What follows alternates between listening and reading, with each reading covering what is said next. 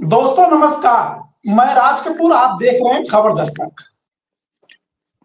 उत्तर प्रदेश के वाराणसी से जो नकली कफ सिरप का मामला उठा है, जो वहां के पड़ोसी जिला से होते हुए, पड़ोसी राज्य से होते हुए पड़ोसी देश तक जो मामला पहुंच चुका है, जो मामला 200 करोड़ से शुरू होकर 5000 करोड़ तक पहुंच चुका है, उस मामले में अभी तक मुख्य आरोपी की गिरफ्तारी नहीं हुई है।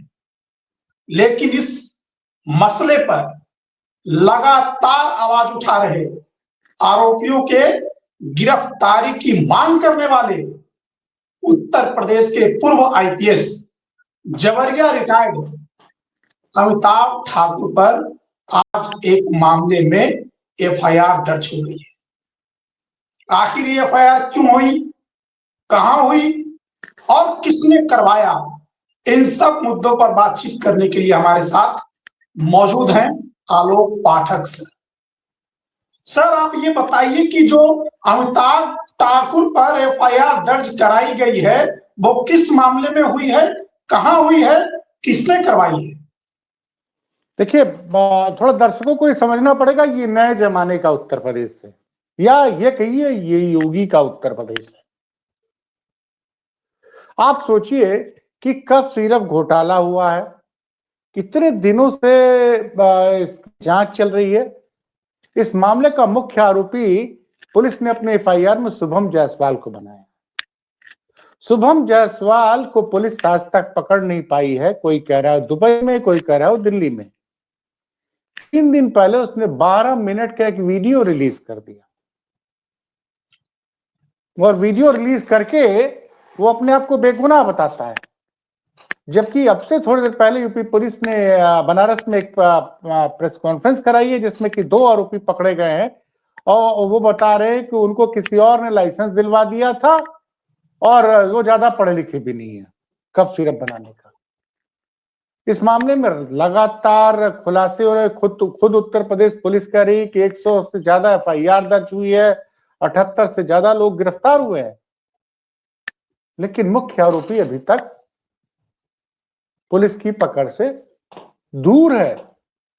इस मामले में बड़ी मजबूती से जवरिया रिटायर्ड आईपीएस अमिताभ ठाकुर लगातार सवाल पूछ रहे हैं, लगातार डीजीपी को चिट्ठी लिख रहे हैं। और परसों उन्होंने एक फोटो ट्वीट कर दी थी संजय प्रसाद की, जो उत्तर प्रदेश सरकार के प्रमुख सचिव सूचना और गृह हैं, प्रमुख सचिव मुख्यमंत्री कार्यालय। और उन्होंने एक फोटो ट्वीट की थी किसी के साथ, और साथ ही साथ एक मामला और था कि एक अमरीश सिंह भोला नामक शख्स है। देखिए, मैं बनारस का मैं अभी तक मैंने इनका नाम नहीं सुना था ज्यादा। वो योगी के साथ जुड़े हुए थे, विश्व जो इनकी हिंदू युवा वाहिनी के साथ अध्यक्ष थे। मुझे पूरी तरह से जानकारी नहीं है, लेकिन योगी जब भी बनारस जाते हैं, योगी से इनकी बड़ी नजदीकियां बताई जाती हैं। लोग दावा कर रहे थे, योगी के करीबी लोगों ने यह दावा किया है कि अमरीश सिंह भोला के घर में कोई भी फंक्शन होता है, योगी आदित्यनाथ वहां जाते हैं।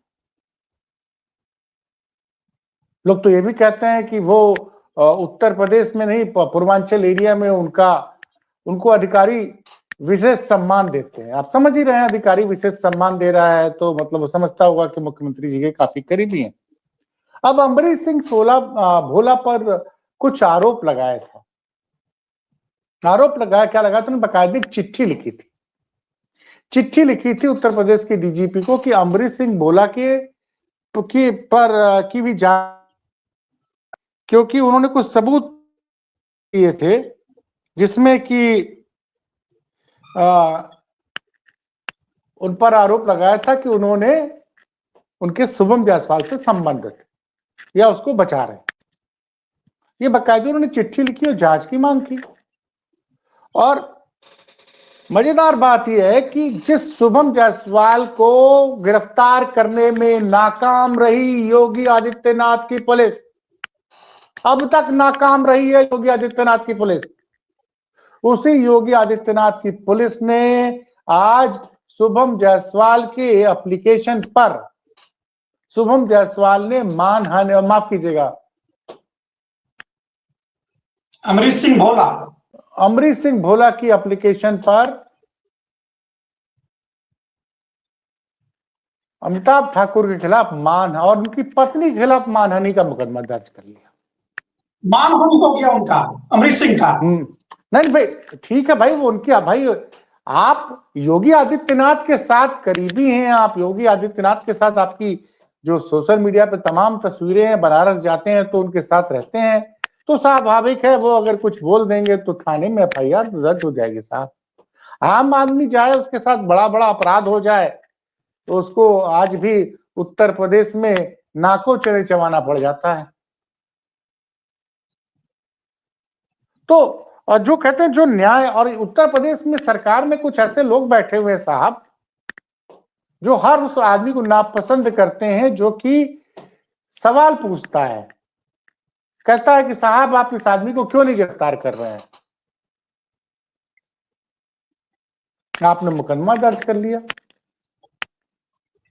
इसी तरह से उन्होंने मतलब हमेशा उनके ऊपर वो उत्तर प्रदेश में सरकार में एक मुख्यमंत्री के विशेष कार्य अधिकारी पर कुछ सवाल पूछा था, संजीव सिंह उनका नाम है।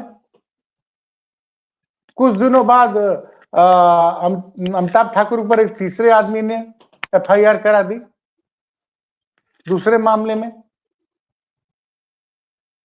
इसमें तो यह है कि अमरीश सिंह भोला ने खुद एफआईआर कराई है, नहीं तो नया तरीका क्या कि किसी तीसरे आदमी की भावना हाथ हो जाती है, वो तीसरा आदमी जाके एफआईआर करा देता है कि भाई ये फलाना है ठिकाना है। अब आप सोचिए ना, इस वक्त जनता जानना चाह रही, आज उत्तर प्रदेश सरकार ने एक प्रेस कॉन्फ्रेंस ऑर्गेनाइज की थी। उस प्रेस कॉन्फ्रेंस में संजय प्रसाद बैठे थे, मुख्यमंत्री की आंखों के तारे संजय प्रसाद, जो मुख्यमंत्री मुझे लगता है कि सबसे ज्यादा उत्तर प्रदेश में विश्वास करते हैं तो अपने आंखों के तारे संजय प्रसाद पे विश्वास करते हैं। संजय प्रसाद प्रमुख सचिव सूचना भी है, प्रमुख सचिव गृह भी है, प्रमुख सचिव मुख्यमंत्री भी है। उत्तर प्रदेश के कार्यकारी डीजीपी राजीव कृष्णा जी थे और एफएसडीए की जो वर्तमान प्रिंसिपल सेक्रेटरी हैं रोशन जैकब जी थी। इन तीनों लोगों ने प्रेस कॉन्फ्रेंस की, अपना पक्ष रखा, लेकिन किसी ने काउंटर सवाल नहीं पूछा पत्रकार वार्ता में इन लोगों से कि साहब ये शुभम जायसवाल कब गिरफ्तार होगा। लेकिन शाम होते होते खबर आ गई कि वाराणसी के कोतवाली थाने में, वाराणसी के कोतवाली में मुकदमा दर्ज हो गया है। मैं आपको बता रहा हूं कि क्या मामला है जी। पूर्व आईपीएस अमिताभ ठाकुर और उनकी पत्नी नूतन ठाकुर के खिलाफ वाराणसी के अमरीश सिंह भोला ने एफआईआर दर्ज कराई है। अमरीश सिंह भोला ने चौक थाने में तहरीर देते हुए पुलिस को बताया कि वो सामाजिक कार्यकर्ता है। ध्यान दीजिएगा, वो सामाजिक कार्यकर्ता, उनकी छवि को धूमिल करने के लिए पूर्व आईपीएस ने अपने एक सैंडल पर आपत्तिजनक और झूठा आरोप लगाया है। इस संबंध में चौक थाने में पुलिस ने बीएनएस की धाराओं में मुकदमा दर्ज कर अग्रिम कार्रवाई शुरू कर दी है। चौक थाने में तहरीर देते हुए अमरीश सिंह भोला ने की 30 नवंबर को एक लेटर पोस्ट किया जिसमें नूतन ठाकुर का एक तरफ नाम लिखा है, दोनों के नाम के नीचे अध्यक्ष और महासचिव आजाद अधिकार सेना लिखा है। इस लेटर के साथ एक वीडियो भी पोस्ट किया गया जिसमें मेरे खिलाफ कथित रूप से आपराधिक प्रकरण में संलिप्तता का झूठा और मनगढ़ंत आरोप लगाया है, जिससे मेरी छवि धूमिल हुई है। ऐसे में हमने एफआईआर दर्ज कराने के लिए तहरीर दी है। आप सोचिए ना, जरा टाइमिंग देखिए, 30 नवंबर को ये चिट्ठी लिखी थी अमिताभ ठाकुर जी ने अमरीश भोला के खिलाफ और इनको 8 तारीख को ये एप्लीकेशन दे रहे हैं। अच्छा, क्या उत्तर प्रदेश में सवाल पूछना गुनाह हो गया है? और अमिताभ ठाकुर को जबरिया रिटायर किया है योगी सरकार ने, जबरिया।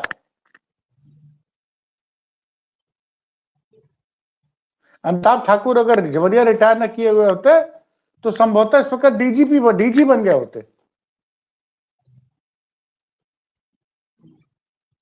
सवाल पूछना मतलब बहुत बड़ा मुद्दा है भाई।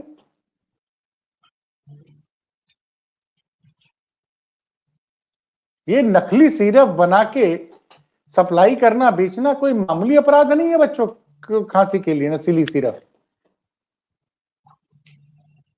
अब उत्तर प्रदेश सरकार का क्या स्पष्टीकरण है कि ये जो नकली सिरप घोटाला, इससे किसी की जान नहीं गई जी। वो कह रहे नहीं, ये सिर्फ अलग है, राजस्थान और मध्य प्रदेश से मामला अलग है, जबकि अभी जांच पूरी भी नहीं हुई है। और एक नया तरीका होता है, जब भी उत्तर प्रदेश में कोई बड़ा मामला होता है तुरंत सरकार एक एसआईटी बना देती है। अब एसआईटी का गठन कब होगा? मुझे तो वो याद आता है राज कपूर जी की, आप याद करिए मार्च अप्रैल 2023 में कानपुर देहात में एक मां बेटी की गंभीर अवस्था में अतिक्रमण हटाओ के अभियान के दौरान आग लगने से जान चली जाती है। चली गई थी। उस मामले में भी एसआईटी बनी थी, आज तक मुझे वो एसआईटी की रिपोर्ट नहीं मिली। अगर आपको कहीं मिली हो तो जरा ढूंढ के दीजिएगा मुझे। पूछूंगा सर। उसी तरह से कानपुर में अखिलेश दुबे के खिलाफ भी एक एसआईटी बनी थी।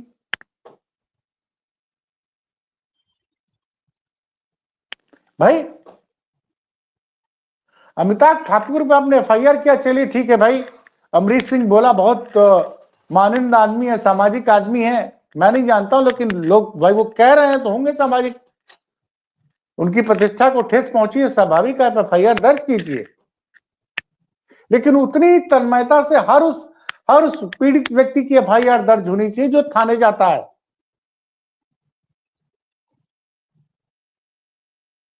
किसी की छवि धूमिल हो गई, क्योंकि वो मुख्यमंत्री के साथ उनकी तस्वीरें आती हैं, लोग बताते हैं मुख्यमंत्री के बड़े करीबी हैं, इसलिए तुरंत एफआईआर हो जा रही है।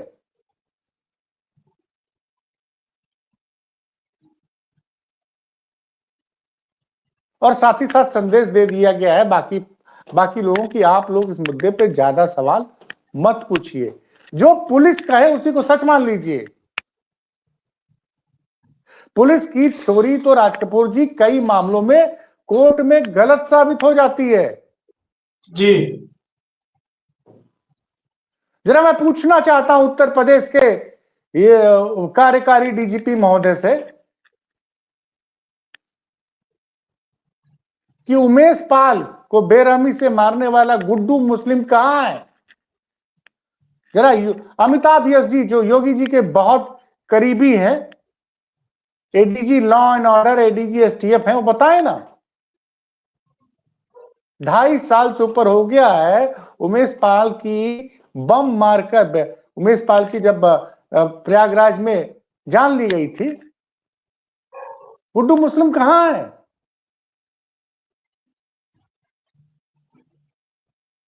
अतीक अहमद की पत्नी फरार है, कहां है वो? मुख्तार अंसारी की पत्नी फरार है, उनके ऊपर 1 लाख का इनाम है, उनको पुलिस क्यों नहीं पकड़ पाई? लेकिन ये सवाल आप मत पूछिए उत्तर प्रदेश पुलिस से, ये सवाल आप मत पूछिए।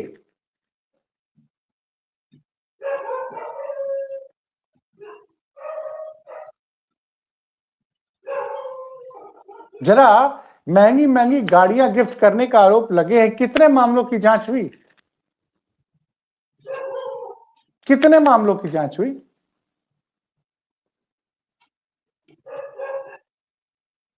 लखनऊ में रोशन जैकब जी जो इस वक्त सचिव बनी है एफएसडीए की, लखनऊ में एक लिवाना होटल में आग लगी थी, आज तक उसकी जांच रिपोर्ट आई कि नहीं मुझे नहीं पता। हर मामले में एसआईटी बन जाएगी। एसआईटी की रिपोर्ट कब तक आएगी? कानपुर में जिस अखिलेश दुबे के खिलाफ पहली बार कड़ी कार्रवाई की गई, 5-6 मामलों में एफआईआर दर्ज की गई, जिस अधिकारी ने इस मामले को ढंग से परस्यू किया उस कमिश्नर का ही ट्रांसफर हो गया। कहाँ है वो मामला सर?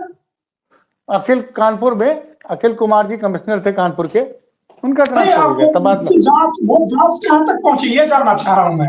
और अब उसके बारे में कोई खबर ही नहीं आती है। कई मामलों में उसको क्लीन चिट मिल चुकी है।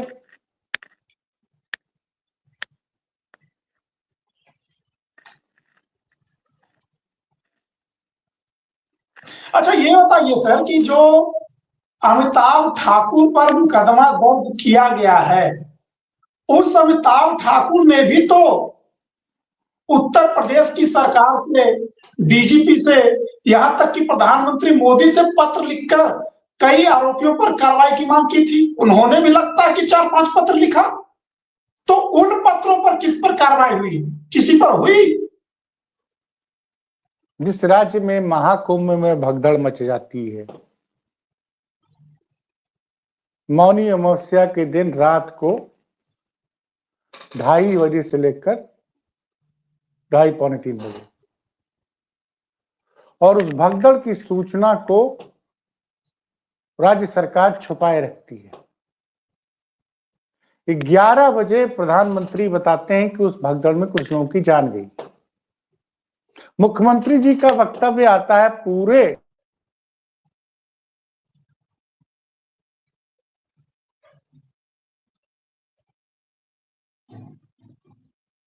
बाद वक्तव्य आता है। तो ये नए जमाने का उत्तर प्रदेश है, इसमें आनंद लीजिए।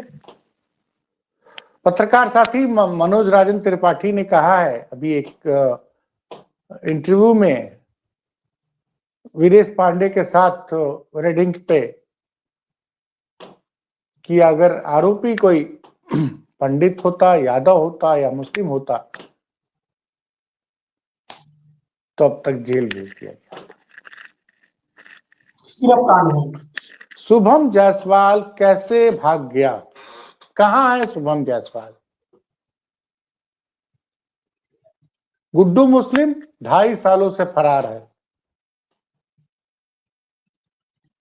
राशिद नसीम करके एक सज्जन है जो कि उत्तर प्रदेश की जनता से, मासूम जनता, 60,000 करोड़ रुपए का उन्होंने गबन किया है, घोटाला, जिसने मुख्यमंत्री योगी आदित्यनाथ के पूर्व मीडिया सलाहकार मृत्युंजय कुमार की कंपनी को 5 करोड़ 19 लाख रुपए का लोन दिया था।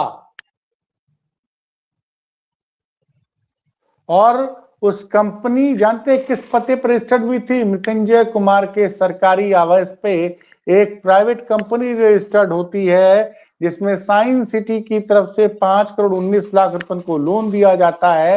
वो तब लोन दिया जाता है जब वो उत्तर प्रदेश के मुख्यमंत्री के मीडिया सलाहकार थे।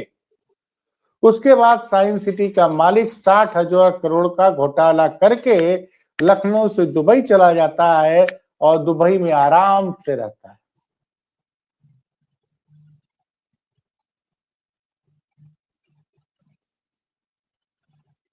दुबई में आराम से रहता है।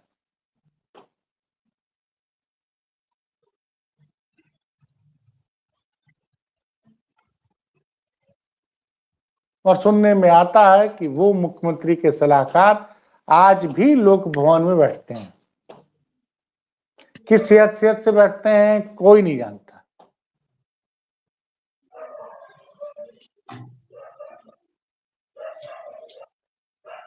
लेकिन चूंकि अमिताभ ठाकुर सवाल उठाते हैं, अब सरकार ये कह सकती भाई FIR हमने थोड़ी कराई है। अमरीश सिंह भोला की छवि खराब हुई है, उनके ऊपर आरोप लगाया अमिताभ ठाकुर ने, तो FIR होगी। पत्रकार अभिषेक उपाध्याय ने इस जो आज प्रेस कॉन्फ्रेंस हुई है उसमें एक तस्वीर लगा दीजिए। उसमें उस तस्वीर में संजय प्रसाद की इंगित करते हुए कहा कि इतना संवेदनशील मुद्दा है, संजय प्रसाद जी आप मुस्कुरा रहे हैं। मैं पढ़ के सुना रहा हूं। संजय प्रसाद जी प्रेस कॉन्फ्रेंस में, मुस्कुराहट तो रोक लीजिए। कोडिन कफ सिरप से मरे मासूमों के घर में आज भी चूल्हा ठंडा पड़ा होगा। प्रेस कॉन्फ्रेंस की मुस्कुराहट तो संवेदनाओं की भट्टी का सारा कोयला ही सीख लगी। और दूसरा सवाल जो उन्होंने किया है, जो मैंने भी किया है, रोशन जैकब से कि रोशन जैकब जी, इन्होंने कहा कि ये बताइए, प्रेस कॉन्फ्रेंस में रोशन जैकब जी बताने की खांसी की सिरप प्रतिबंधित नहीं है। अरे आप कौन सी नई जानकारी दे रही हैं? खांसी की दवा कहीं प्रतिबंधित होती है? ये तो हम सब जानते हैं। प्रतिबंधित होती तो सिप्ला, एबॉट, फाइजर और थारना जैसी महत्वपूर्ण कंपनियां दर्शकों से इसका उत्पादन कैसे करती? सवाल तो कोडीन युक्त सिरप को नशे के तौर पर इस्तेमाल करने का है, जो आपके विभाग की नाक के नीचे उत्तर प्रदेश में लंबे वक्त से होता रहा है। सवाल तो प्रशासन की नाक के नीचे इतनी सारी फर्जी फर्में बनाकर और फर्जी लाइसेंस देकर जहर बांटने की जालसाजी का है। सवाल तो अरबों के इस अवैध कारोबार को ऐसे बाबूलिये के खुले संरक्षण का है, जिनकी बाबत आज की प्रेस कॉन्फ्रेंस में एक नहीं बल्कि 3 बार सवाल पूछने की कोशिश की जाती है, मगर हर बार उन सवालों को टाल दिया जाता है। सवाल तो आपकी महकमे की नाक की नीचे चल रही नशीली दवाओं के काले कारोबार की आड़ में हजारों करोड़ की मनी लॉन्ड्रिंग नेटवर्क का है, जिसकी ईडी ने ECIR दर्ज कर बकायदा जांच पड़ताल शुरू कर दी है। सवाल ये भी नहीं कि औरैया का वो मासूम बच्चा यूपी की जहरीली कब सिरप पीकर मरा या फिर MP की। सवाल तो ये है कि योगी आदित्यनाथ की अगुवाई वाले औषधि विभाग, प्रशासन विभाग के देखते हुए वो जहरीली सिरप मेडिकल स्टोर तक पहुंची कैसे? रोशन जी, लिखा है तंज कसा है, नौकरी का लंबा अनुभव सरकार को राहत देने वाली वातानुकूलित प्रेस कॉन्फ्रेंस की जमीन जरूर तैयार कर सकता है, पर यह आसमान में मंडरा रही निर्दोष बच्चों की मौत की प्रेत छाया को भी नहीं ढक सकता है।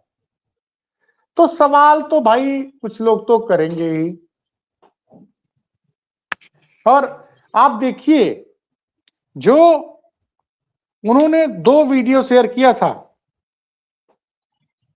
अमिताभ ठाकुर ने 2 वीडियो शेयर किया था, वो वीडियो समझिए।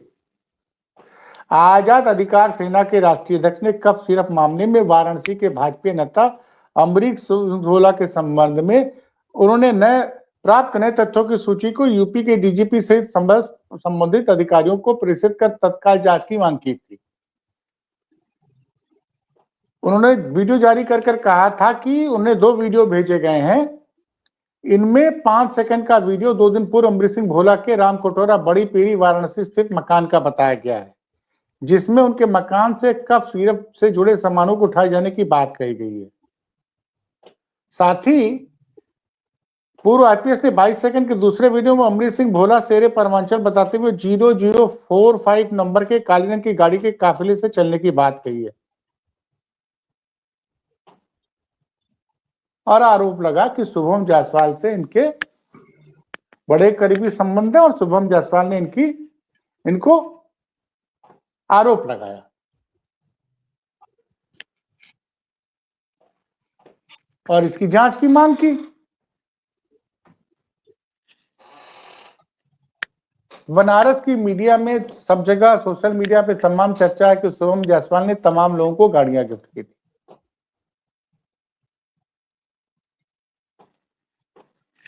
अब ठीक है, उनके अमरीश सिंह भोला की 2 जांच, वो जो आरोप लगाया अमिताभ ठाकुर जी ने, DGP ने उसकी जांच शुरू कराई कि नहीं कराई, लेकिन उनके खिलाफ FIR जरूर दर्ज हो गई है। मेरी उनसे बात हुई थी आज, जब उनका वीडियो संदेश हम लोग को एक मीडिया ग्रुप बना रखा अमिताभ ठाकुर जी ने, तो वो भेज देते हैं। लेकिन उस वक्त मैं बाहर था तो मैं उनका इंटरव्यू नहीं कर पाया, लेकिन दिन में जरूर उनके साथ बैठकर साक्षात्कार किया जाएगा उनका। और इस मामले में, कफ सिरप मामले में, हमारे पास छोटे संसाधन हैं, हम 2 ही लोग हैं, लेकिन इस मुद्दे में हम भी लगातार दर्शकों को पूरी जानकारी पहुंचाने का प्रयास करेंगे राज कपूर जी। अब चाहे उसके लिए हमको कोई भी कीमत चुकानी पड़े जी, हम ऐसे गंभीर मुद्दों पे शांति से नहीं बैठ सकते।